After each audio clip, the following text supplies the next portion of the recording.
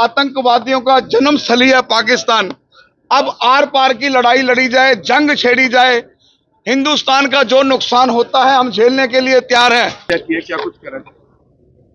देखिए, आज anti terrorist front India हमेशा इन कंधों ने देश के जवानों को, देश के कर्नल, मेजर, कारगिल के शहीदों को,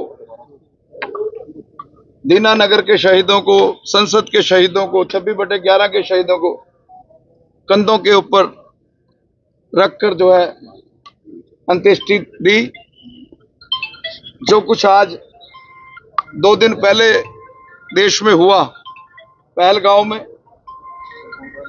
इस दर्दनाक घटना को रहती दुनिया तक भुलाया नहीं जा सकता। जिस तरीके से आतंकवादियों ने धर्म पूछकर हमारे हरियाणा के नौजवान लेफ्टिनेंट विनय नरवाल जी को मौत के घाट उतार दिया, सबसे पहले तो मैं उस बच्ची को नमन करता हूं, सृष्टि को सल्यूट करता हूं। उसने कहा कि मुझे भी मेरे पति के साथ मार दिया जाए। हिमांशी ने कहा कि मुझे मार दिया जाए। हिमांशी जैसी बच्चियां, वैसे तो नारी जो है वो कंजक, दुर्गा, काली, बहन, बेटी, मां, इसके अनेकों रूप हैं, लेकिन कल 2 दिन पहले जो हिमांशी ने पहलगांव में आतंकवादियों के सामने ना झुककर उनका मुकाबला किया, और मैं निश्चित तौर पर अगर हिमांशी के पास उस दिन हथियार होता तो शायद वो आतंकवादी वहां ढेर होते। ये जो धर्म बताकर हमारे उड़ीसा के, हरियाणा के, चंडीगढ़ के, बॉम्बे के, उत्तर प्रदेश से कानपुर के हमारे देश के लोगों को, सिविलियन को मारने का काम किया, शहीद करने का काम किया, ये एक दहशत फैलाने का काम किया है। मैंने कल जामा मस्जिद के शाही इमाम को कहा था कि जामा मस्जिद के शाही इमाम दिल्ली जामा मस्जिद से फरमान जारी करें कि पाकिस्तान पर हमला बोला जाए, लेकिन दुख की बात है कि अभी तक इस तरह का कोई बयान नहीं आया। इसका मतलब अगर हम इतिहास को चेक करें तो कारगिल पर हमला करने वाले भी पाकिस्तानी, गुरदास पर, पठानकोट एयरबेस पर हमला करने वाले भी पाकिस्तानी, 26/11 करने वाला लश्कर तौयबा का चीफ हाफिज सईद, कंधार हवाई जहाज करने वाला मौलाना मसूद अजहर। इसका मतलब पाकिस्तान इस चीज के लिए पैदा हुआ है कि वो भारत को बर्बाद करे। मैं 2 दिन से पहली बार इतना, मेरी माँ 49 साल की उम्र में मर गई थी, मैं शायद तब भी नहीं रोया था। वो जो बच्ची की फोटो पहलगांव में, हिमांशी की फोटो अपने पति के साथ, विनय नरवाल के साथ, जो दुनिया ने देखी, शायद देश का कोई ऐसा मुल्क होगा जो उस फोटो को देख के नहीं रोया होगा, जो इंसानियत से प्यार करने वाले लोग हैं। तो मैं आज करनाल की धरती से, आज मैं राजेश जी को, जो हिमांशी के ससुर हैं, उनको भी मिला, हिमांशी के जो नरवाल साहब के पिता, राजेश जी के पिता हैं, उनको भी मिला, और उस बेटी को भी मिला, सृष्टि को, जिसने कहा कि मुझे उसका सर चाहिए। और अभी मैं अंदर हिमांशी को मिलके आया, उसने कहा कि मुझे वो व्यक्ति देखना है। मैं आज ऐलान करता हूं, उस बच्ची के लिए ऐलान करता हूं, हिमांशी के लिए, कि जो उसकी गर्दन काट के इस करनाल की धरती पर लेके आएगा, मेरा एंटी टेररिस्ट फ्रंट इंडिया उसको 1 करोड़ रुपए का इनाम देगा। इस बेटी की बहादुरी, सृष्टि कल जब रो रही थी, उसने मुख्यमंत्री जी से, नायब सैनी जी से कहा, हम वो टीवी पर मंजर देख रहे थे जो मीडिया चला रहा था, हमारी आंखें भर गई।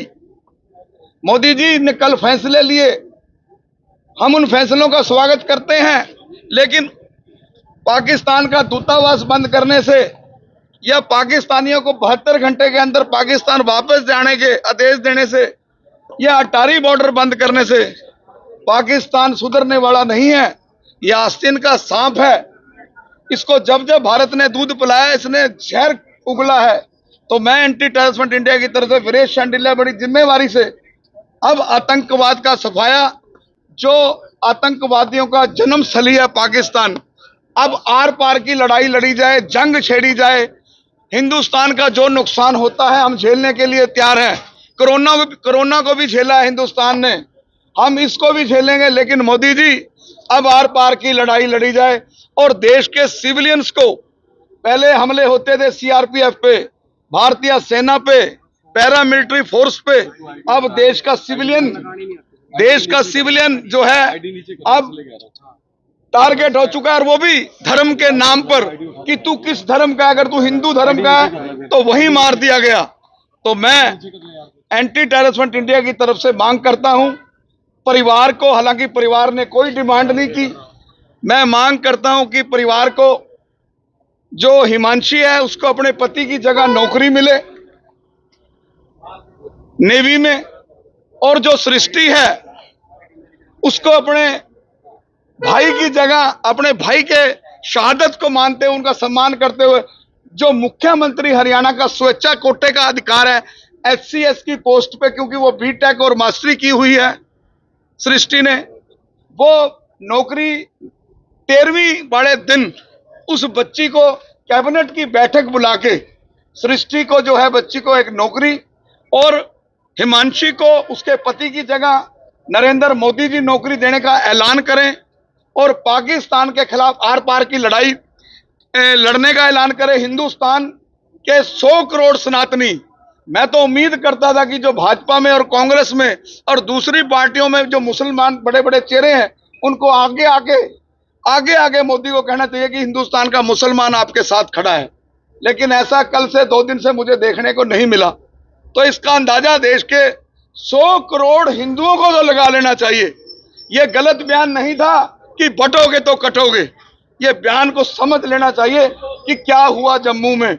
सबको हथियार दिए जाएं, देश के 100 करोड़ लोगों को हथियार दिए जाएं ताकि वो अपनी रक्षा कर सकें। और मैं इस परिवार के साथ हूं। मैं 10वीं पे भी आऊंगा, 13वीं पे भी आऊंगा, और राजेश जी के साथ एक भाई की तरह खड़ा हूं, एक ढाल की तरह खड़ा हूं। और 30 साल से मैं पहला व्यक्ति हूं हिंदुस्तान का जो दिल्ली से जम्मू कश्मीर तक पाकिस्तान के खिलाफ आज से 25 साल पहले रथ यात्रा लेके गया। खालिस्तान जैसी मुहिम को मैंने, बब्बर खालसा जैसे आतंकवादी जो तिहाड़ जेल में मेरे कारण बंद हैं। तो मैं आज आपके करनाल की मीडिया के माध्यम से, जिन्होंने हमेशा मेरी बात को प्रमुखता से पूरे देश तक पहुंचाया, आज मेरी 3 मांगे हैं। पाकिस्तान पर हमला, सृष्टि को एचसीएस नॉमिनेट, और हिमांशी को उसके पति की जगह नौकरी। परिवार को जो उसको सरकारी फैसिलिटीज मिलनी है वो मिले, लेकिन परिवार को 1 करोड़ रुपए की राशि केंद्र सरकार और 1 करोड़ की राशि हरियाणा सरकार दे, ताकि एक मैसेज जाए कि सरकार, हरियाणा की सरकार जो है राजेश नरवाल परिवार के साथ, हिमांशी के साथ, हिमांशी के पिता जो हैं सुनील स्वामी जी के साथ, उनकी पत्नी जो है पूनम स्वामी जी के साथ खड़ी है। एक इससे मैसेज आएगा। और एंटी टेररिस्ट फ्रंट इंडिया आज इस संकल्प के साथ कि मैं इस भारत माँ की बेटी के साथ, मैं तो इसको हिमांशी को भारत माँ की बेटी कहूंगा, जिसने जब ये कहा आतंकवादियों को कि मुझे भी इसके साथ मार दो, मुझे भी मेरे पति के साथ मार दो, उसने कहा यह बात मोदी को बताना, ये एक टेरर क्रिएट करने की साजिश रची। इस टेरर का जवाब देश के 100 करोड़ हिंदुओं को देना होगा। अब बटने का टाइम खत्म हो चुका है। धन्यवाद। जी, क्या कहेंगे जिस प्रकार ये हमला हुआ, क्या लोकल लोगों के साथ देने के कारण ऐसा संभव होता है?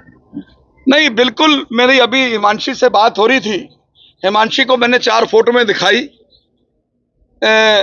उसने कहा कि मैंने लोकल लोगों से मदद मांगी, क्योंकि लोकल आदमी, जैसे मैं करनाल के लोकल आदमी, मुझे 1 मिनट में यहाँ घर पे पता बता दिया।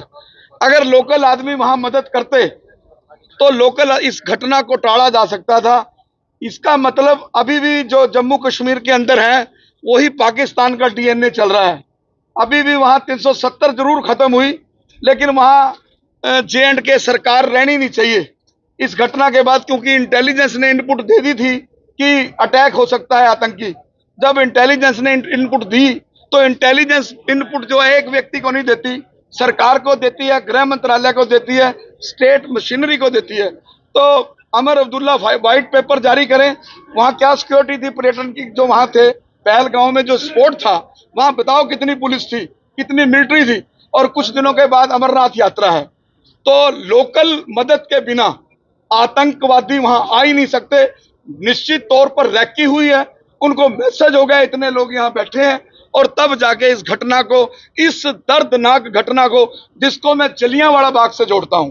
एक कांड जलियांवाले बाग में हुआ था और एक कांड ये पहलगांव में हुआ।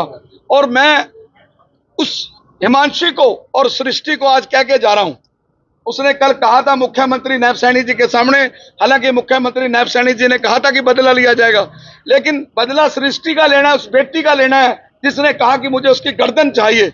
और आज मैं कहता हूं कि हम पहलगांव भी जाएंगे, J&K भी जाएंगे और इस जड़ तक पहुंचेंगे। और मैं मांग करता हूं कि सरकार को वहां एकदम भंग करके राष्ट्रपति शासन लागू किया जाए और आतंकवादियों को देखते ही गोली मारने की दे दी जाए, और सृष्टि की और हिमांशी की मांग पूरी हो।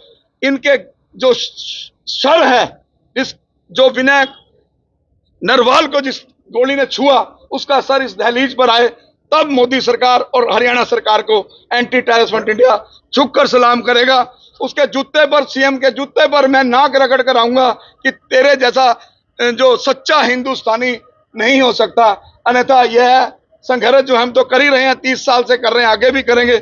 और राजेश जी नरवाल जिन्होंने जन्म दिया विनय को, मैं उनकी वाइफ को, उस कोख को नमन करता हूं जिस कोख ने एक बब्बर शेर को जन्म दिया।